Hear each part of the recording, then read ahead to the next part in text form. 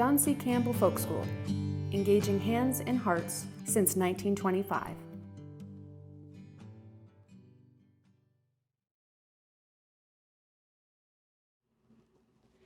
Hey folk school friends, I'm Nanette Davidson and I'm down here in the cooking studio of the Davidson Hall at the fabulous John C. Campbell Folk School in Brasstown, North Carolina.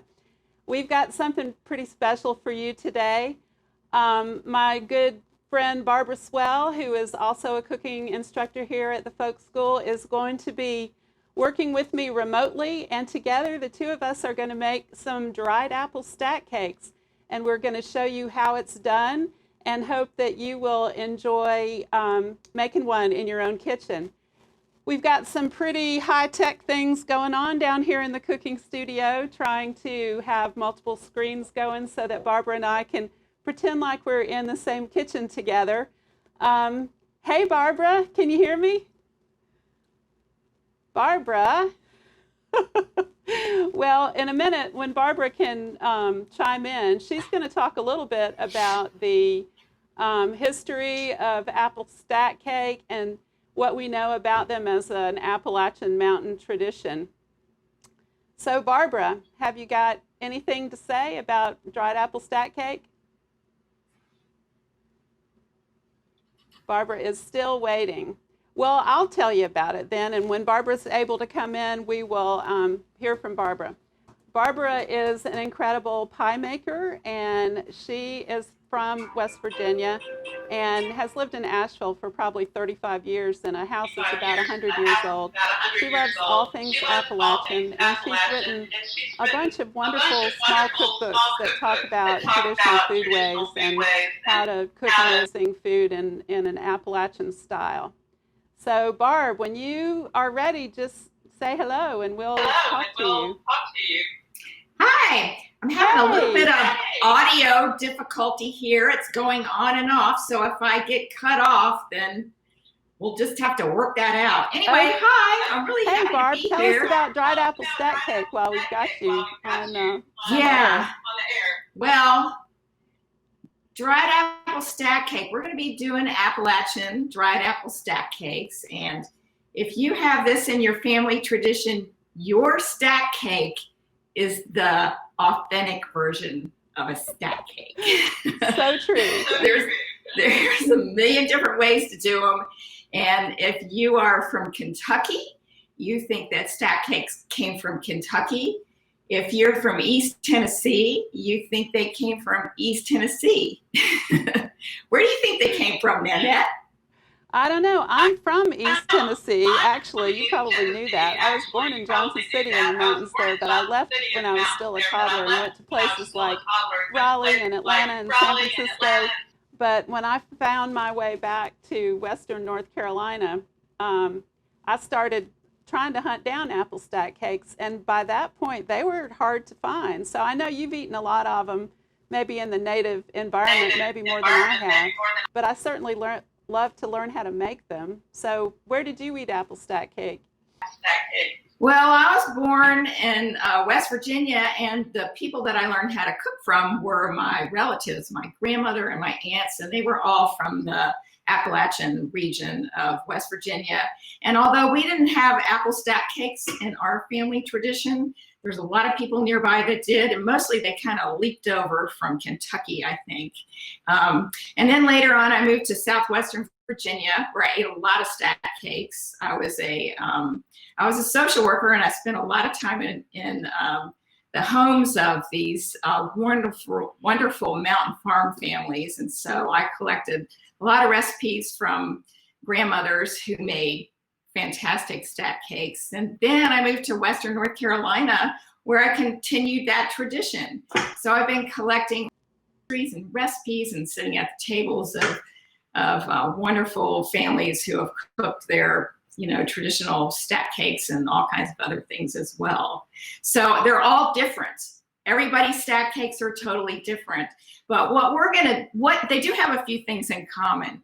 What it is it's like a layer of, they're like mini layers. And you should have an odd number of layers, I hear tell. because it's good luck. But so they're very thin layers, and the layers basically are flavored with ginger. Some people put cinnamon in them. Some are more cake-like. Most of them are more cookie-like, and they're not super strongly flavored. And then what you put in between all the layers is you put a filling that's made from dried apples, and the dried apples are often spiced. And you know, the fun thing about what makes this an Appalachian kind of a standby is that it's made from ingredients that were available in the fall. So it's a celebration cake usually. It's takes some effort to make because there's so many layers. You know, and it uses things like buttermilk, sorghum syrup, which Nanette's going to talk about, and you know, it uses apples, which you would harvest and dry in the fall. So it's super regional and local, and it's using stuff that you have on hand. And it's a Christmas thing. A lot of families around here make it for Christmas when there's going to be gatherings, because these cakes, what we're doing is a small version of the cake, and then that's done a bigger version of the cake. The bigger versions serve a lot of people. So, you have anything to add to that, Nanette? Well, I was just going to say, if you're having a pandemic Christmas, you might want a smaller apple stack cake anyway, because you might not be able to have 12 people sitting at your table for Christmas dinner. Also, when you cut the recipe in half like we are doing today, it's not such a daunting task to put together such a huge cake, and it doesn't take quite as many apples. Jan and I sliced, and we used our Yankee apple slice and gizmo to slice about 6 pounds of apples for the apple stack cakes that we're making today, and we dried them in our just regular home oven on the dehydrator setting. So we couldn't even buy them at the grocery store. So I know that there are plenty of places where you can get dried apples at the store. And sorghum, which is a mountain ingredient, which goes into the pastry or the cookie part, the layer part, you can substitute other things for that that syrup if you need to. What would you substitute, Barb, if you couldn't get sorghum? Well, you could substitute like grocery store molasses.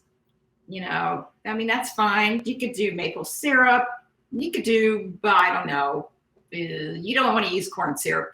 You don't want to use honey, because, you know, they change the texture of your cake and of your filling. But yeah, so you can go to the store and get grandma's. Yeah, I think maple syrup would be, the color of the cake, of the dough, would be paler than molasses. And we'll talk about that too.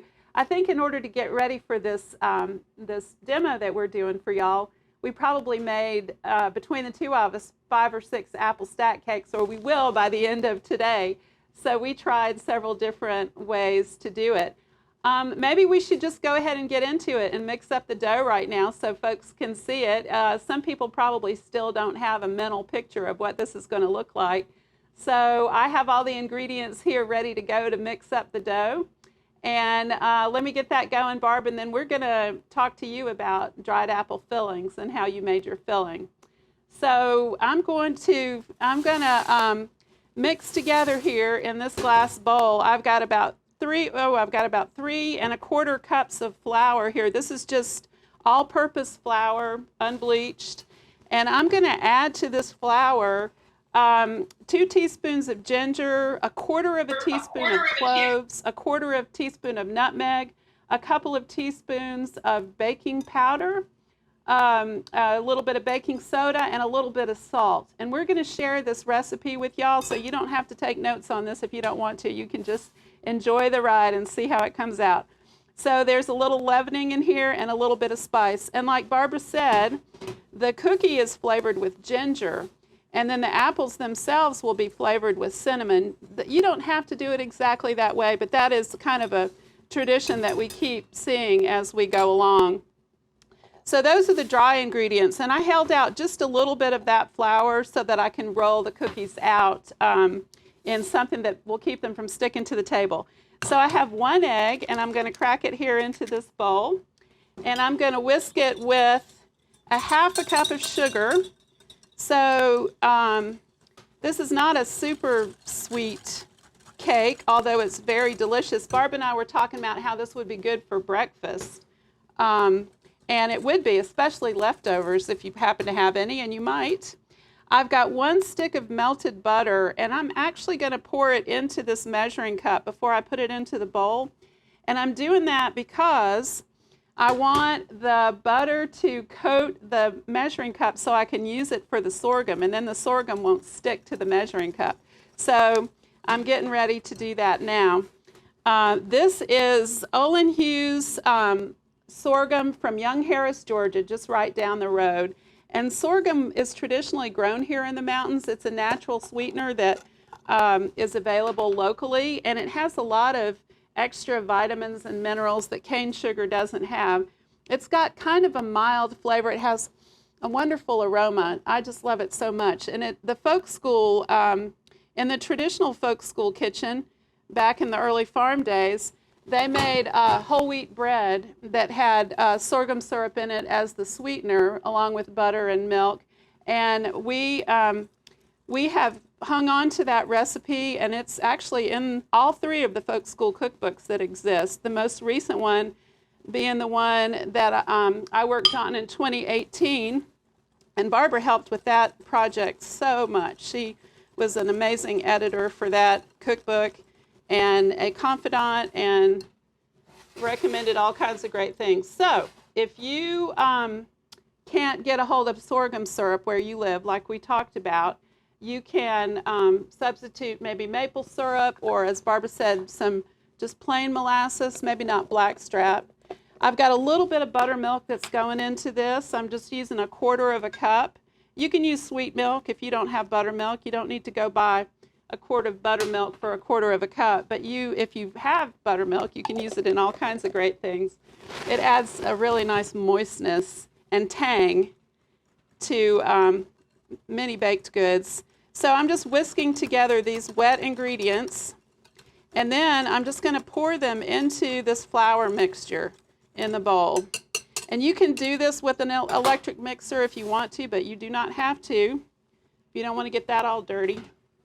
So let me just scrape every little bit out of this bowl, because we need all the moisture that we can get in this dough.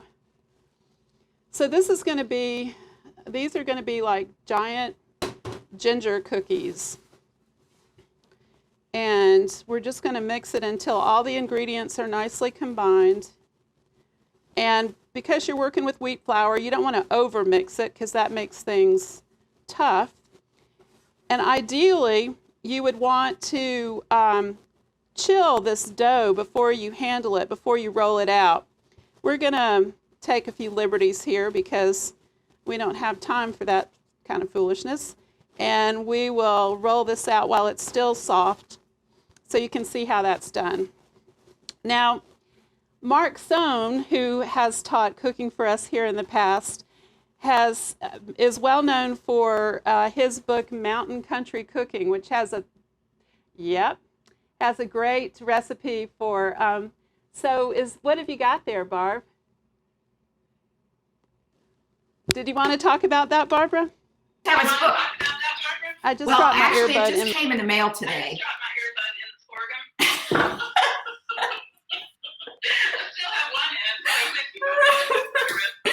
Yeah. This dough is almost ready. Anyway, Mark wrote a fabulous mountain country cooking cookbook, and it's got lots of great recipes, including his version of dried apple stack cake, which he researched at many potluck dinners that he had while he was teaching in Pikeville, Kentucky. And Barbara said that some of the first documented apple stack cakes were from Kentucky.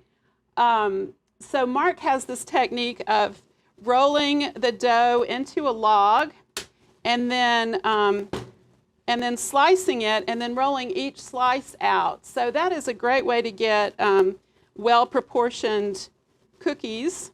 So I'm going to, I've got a little log here that's forming in the bowl.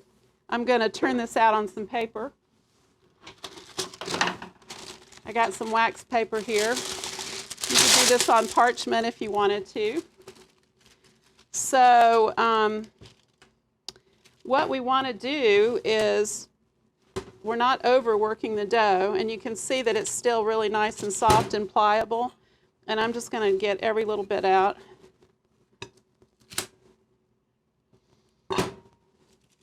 And I'm just going to try to shape this into a little bit of a log. And I think I'm going to turn it this way so the paper can help me roll it up. You can rely on your paper for rolling up doughs, pie crust.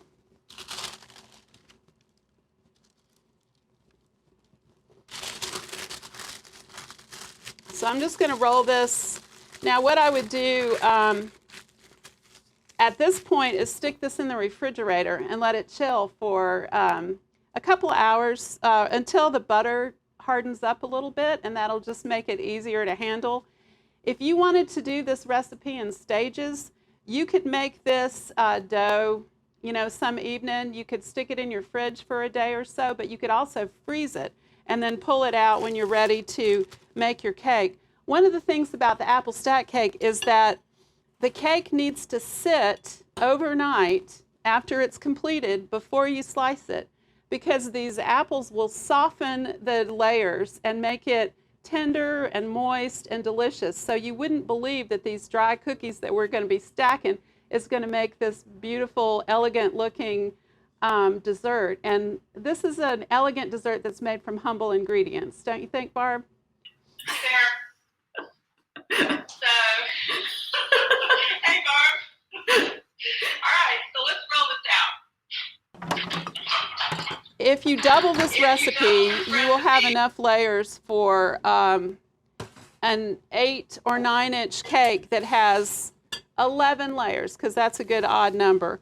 But because we have cut the recipe in half, I'm going to use a smaller circle to cut it to shape them with, because we're going to make I think this is about a 7-inch dish here. So our cake is going to be smaller, but it's going to be tall, and it's going to have lots of amazing layers. So pretend like this dough has chilled in the fridge and it's solidified a little bit. And what I want to do is make, let's say we're going to make 7 layers for our cake here. I'm going to cut it in half, and then I'm going to cut each section into 3.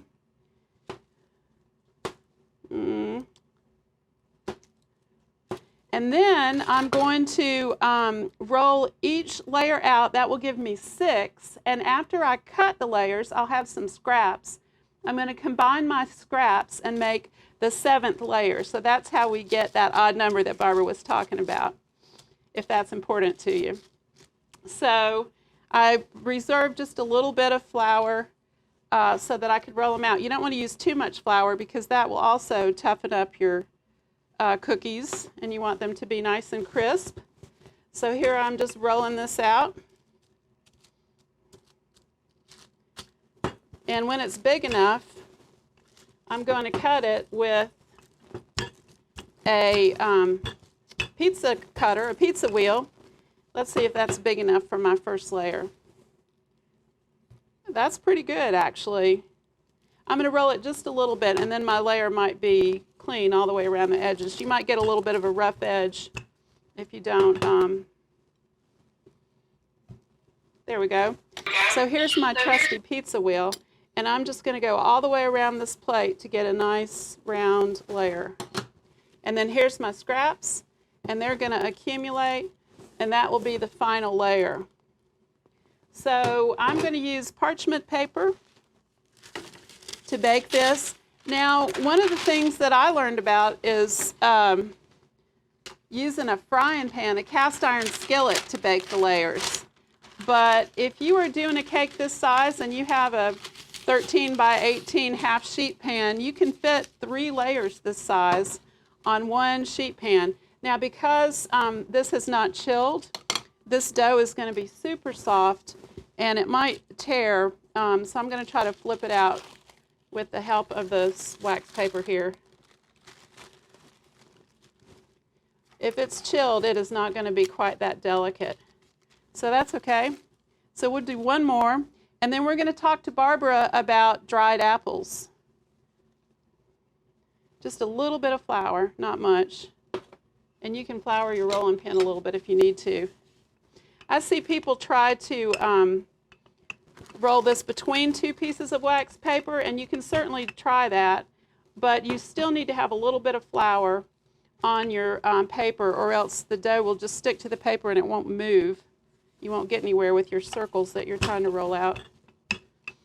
You can see the flecks of spices in here, but the dough is kind of pale, and I like that because it's going to contrast with the apple filling, which is much darker.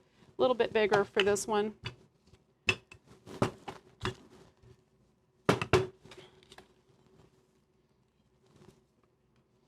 Actually, I'm going to roll it a tiny bit more because that'll keep me from getting a flat side.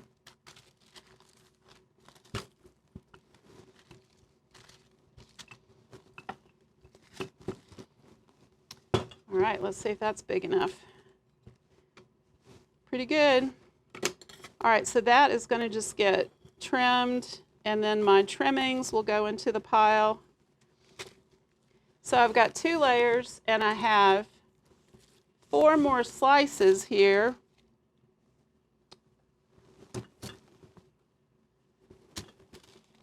And I have a pile which will grow. It's big enough to make that 7th layer.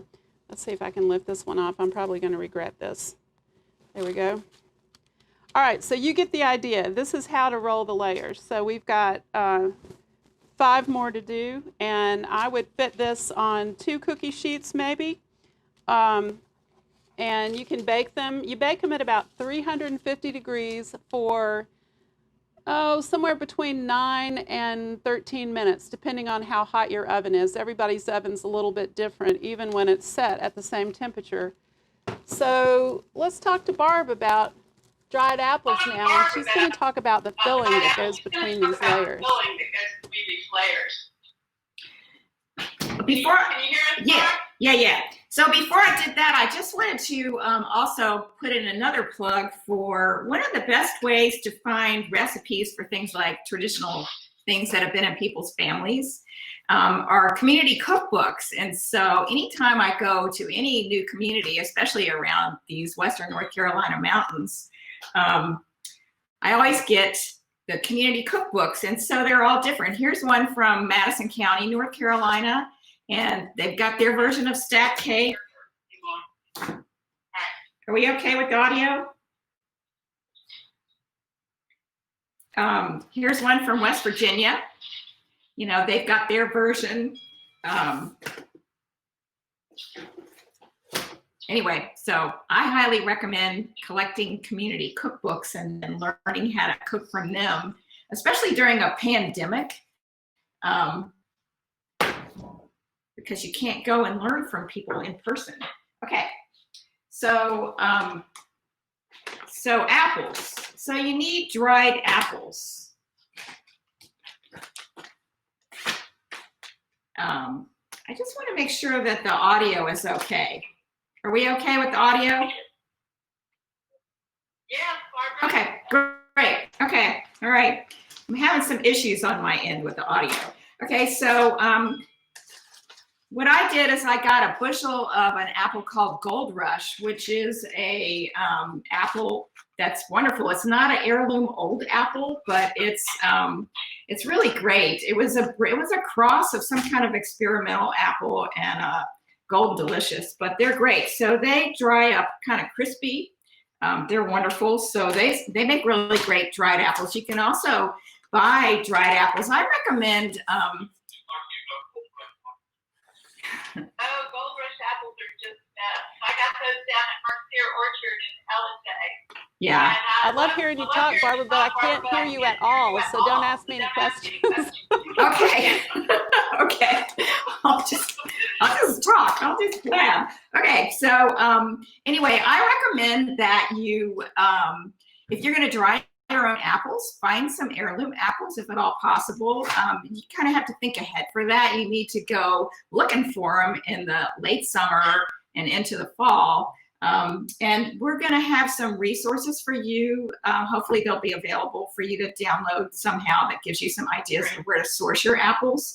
Around here, we've got, around Hendersonville, there's a orchard called Freeman Orchard, and they have 30 varieties of heirloom apples, and they're so good. They're like dating back from the 1600s. So they're fantastic. So fresh apples that you dry are good, but if you can buy them. Barbara, I'm hearing your audio is cutting out. So I'm back on. Okay, great. Okay, so this is an amazing adventure here in the cooking studio, trying to work through all of these remote situations. So dried apple filling is what we're working with now, and I mixed mine up a little earlier so that we could make the cake together. We're going to layer the cake so you can see how that works. And what I have in here is 5 cups of dried apple. So here I have all of these beautiful layers. I've got more than 7. I made these earlier today. They're nice and dry, big giant cookies, ginger cookies.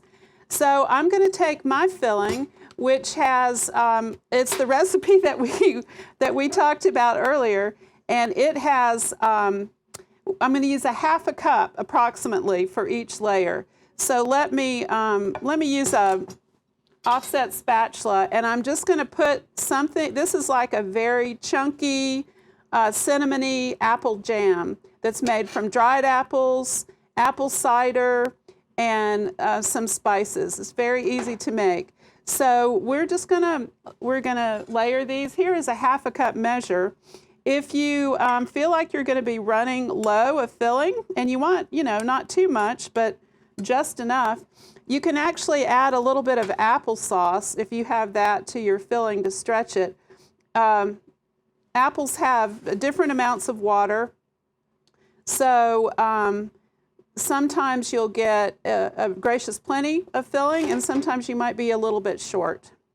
Now, we also talked about how you can put other things besides apples in here, or you could mix apples with something like blackberries in the summertime would be amazing, or you could add dried figs, or pears would be delicious done in this way. So you can use different types of fruit, but apples are traditional because they're plentiful and they're inexpensive. And this cake is a celebration cake, a party cake, but you can make something amazing out of affordable ingredients. I kind of like this layer. I'm going to hold that one out. It's got a little bit of cracking on it that I think is pretty. We're going to maybe put that one on the top. So I'm just going to keep going until I run out of filling.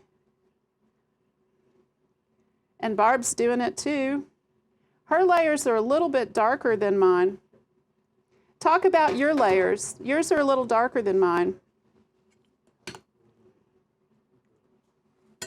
Candy to the layers, which would not be traditional to my teetotaling grandmother. Okay. It's your wonderful. Teetotaling grandma doesn't like Calvados? No, but she would not have object to maybe some apple moonshine. I'm not sure. Yeah, ooh, apple moonshine. You can get that at the ABC kind of store. Apple moonshine would be great. You could even do brandy. Brandy would be great, or rum. So what I did with my layers is I added a little bit of cinnamon to them, just because I like it better that way. And then I don't have any cinnamon in the apples. I've heard that Barbara's audio is not coming through, so I'm going to say that one thing I thought about adding to mine was a little bit of rum that I had some raisins soaking in. But I didn't want the color. I didn't want the color to be darker than it would be if you followed the recipe exactly. I wanted you to just see what the colors are. And we're going for contrast.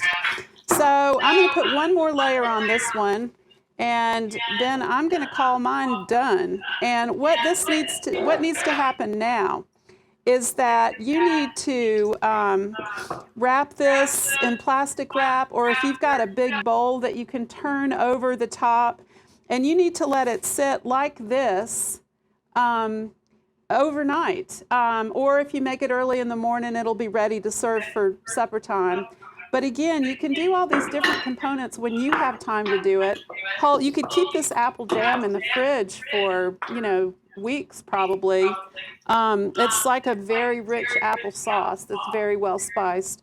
And it's chunky. We still have some of those pieces of dried apple. The dried apples add so much flavor. You would think, well, why couldn't you just do this with plain applesauce? You could. But the apples themselves, especially when they've been reconstituted with apple cider, they just have this amazing flavor. So try to use dried apples if you can. Now, my cake is ready to rest, and I just so happen to have another cake that has already been resting. Ooh, look at Barbara. She's got a lot of nice filling on hers. I could put one more layer on mine, but then I think it's going to be so tall you couldn't fit it on a plate if you were going to serve it. This one's going to fall over. It's got so many apples. You can kind of wiggle them back if they start to lean, a leaning tower of apple stack cake. You can kind of wiggle them back into position. So I've got a couple of extra layers. You could cut these in half if you wanted to.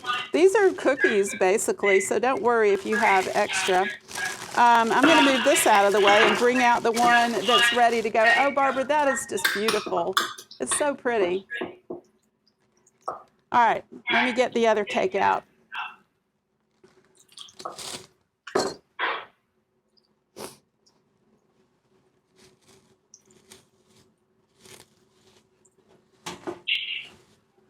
Okay, here is my earlier cake. You can see that it has settled just a little bit, which is, that makes sense. The layers have absorbed the apples, and the cookies are getting soft now. And there are so many different ways to decorate the top of this cake. So way number one would be to just put your remaining filling on the top and just let that be call it a day. Barbara has got a gorgeous top layer. Her audio is, can we hear you, Barbara? I'm not sure. Yeah, okay. I don't know. Is my audio working? No, your audio is working. Is her audio working? It is. No. Okay, I'm going to tell everybody that's watching what's on your top layer, because it is astonishing. First of all, she rolled it out with a rolling pin that has a stencil cut into it. And those rolling pins are just beautiful. So it's kind of embossed with this fabulous pattern. She rolled her last layer out with that. She also spiralized some apples and made these beautiful little apple rosettes, which are on the top. And she dried them. She put them in them. She spiralized them. She put them in a muffin tin. She dried them in that shape. And then she's decorated the top of her cake with these beautiful little apple rosettes. And I think she has some sage leaves on the cake too for green. Not if that's correct, Barbara. Do you have sage on your top layer? And also you can do that. Oh, she has a tiny little gingerbread man who is also rolled out with the fancy rolling pin. You could go like this. Oh, that's okay. Yes. Oh, that's so cute. All right, so many different ways to do this. I'm going to do something super simple for this one that we're getting ready to cut here. And I'm going to take this little bit of ivy and pull off some of the leaves. And I'm just going to turn them upside down so it's easy to pull the stems off. And then I'm going to stencil over this with powdered sugar. And that'll just be a very simple little topping for this cake. Now I wouldn't stencil it until right before you're going to serve it. So I wouldn't stencil this cake over here that needs to sit overnight until it's time to slice it up and serve it. So I don't know how cleanly these are going to print, but we'll put a few on there. Don't eat ivy. It is not, it's poisonous, but you can use it to stencil your cake with. Just don't chew it up. We're going to take these leaves off anyway. So I have this humongous stencil because that's what we had down here. And I'm just going to put, the sieve, I'm just going to put a little bit of sugar over this. You don't need much. It's like snow. Okay, and then we'll pull those leaves off and see what happens. That's why you put your leaves upside down, so you can grab these little stems to pull them off.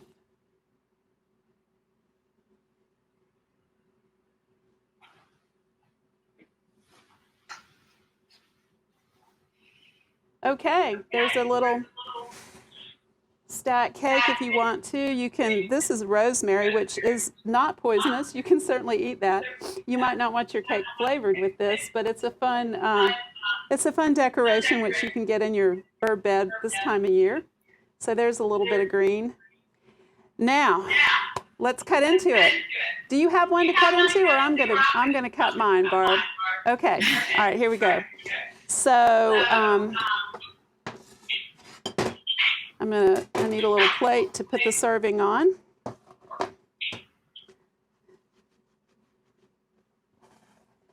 Okay, so you could cut this in wedges like you would traditionally cut a cake, but I'm going to just cut a wedge out of the front so that you can see all of these amazing layers. So here we go.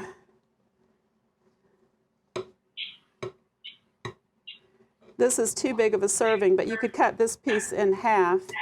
But I want you to see what the inside of the cake looks like. There, isn't that pretty? Here is a piece. You would serve it by cutting it in half, maybe like this. And you could also slice it much more thinly. It's really good with vanilla ice cream. It's good with whipped cream. It's good with custard, a custard sauce. We have a great recipe for creme anglaise in the Folk School Cookbook.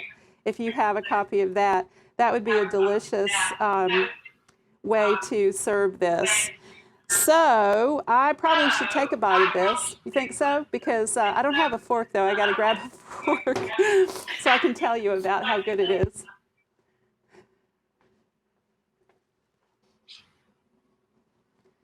So this one has 1, 2, 3, 4, 5, 6, 7. This one has 8 layers, actually.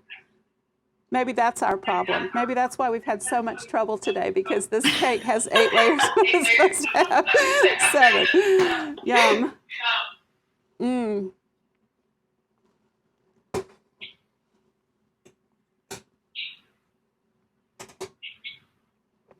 It's so good. It has almost like a sweet and sour filling. The apples are a little bit tangy. The crust, or the pastry, the cake layers have a wonderful ginger flavor. Not as strong as gingerbread traditionally, but it's delicious. And the first day you cut it, it has a nice consistency, but the next day it will be even moister as these apples continue to soak into the layers. So I think everybody should try an apple stack cake at some point. You can, again, you can make it in components, so it doesn't feel like such a huge task to do all at once. But this is a fabulous mountain holiday dessert.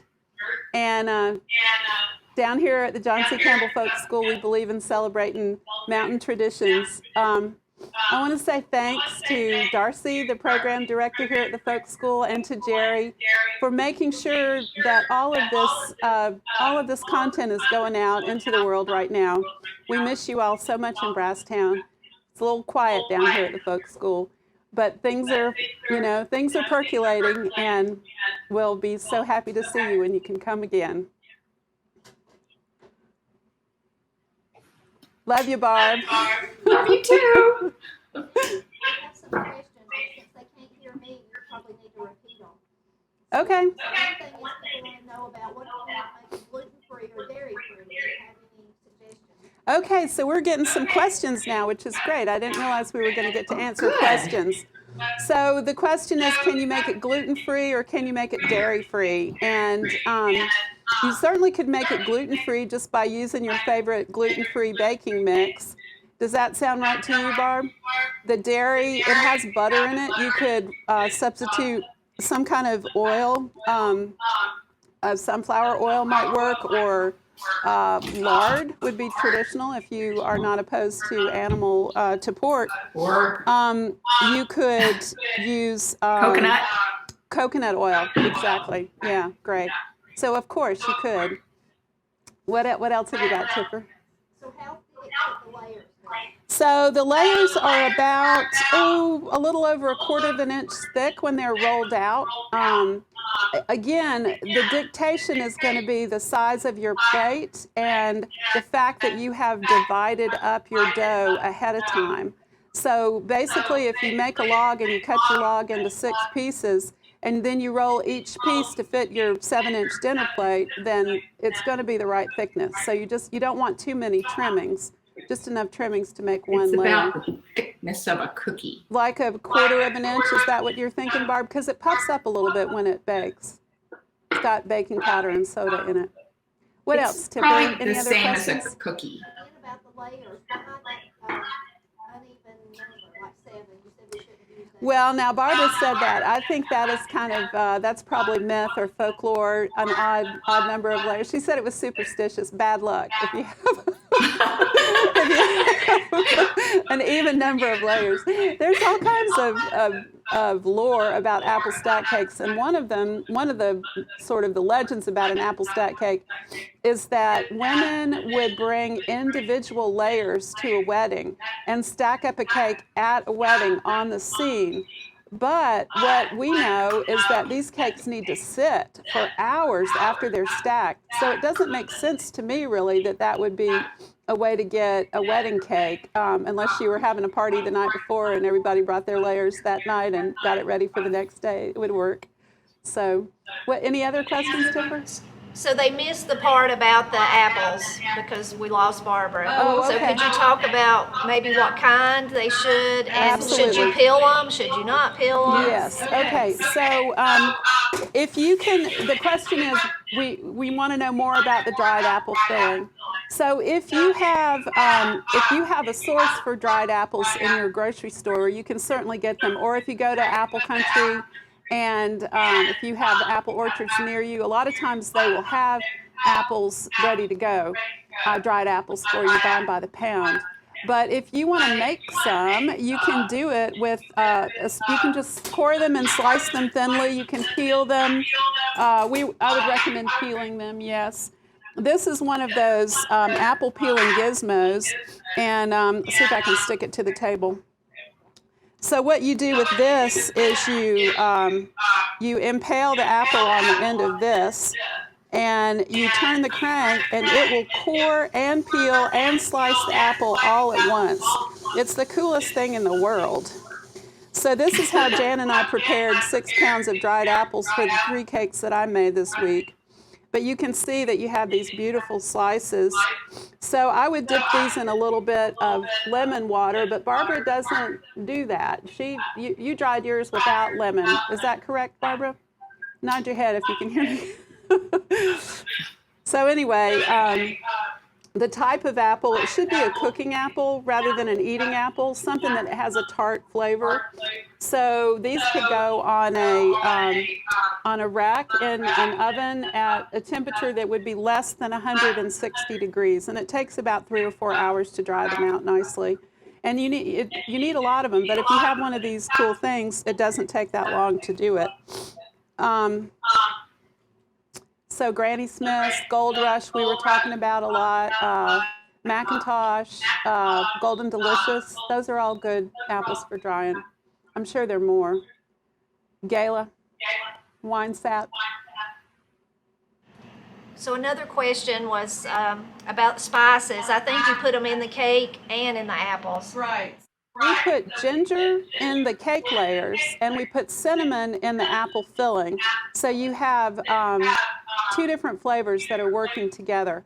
Also, what I like about this, the ginger in the cake and the cinnamon in the apples, is that it gives you a color contrast between the two different things. The apples are a little darker than the layers, unless you make layers that have molasses as your sweetener, and then your layers are going to be darker than your apples. So you just want a little bit of contrast there for your filling.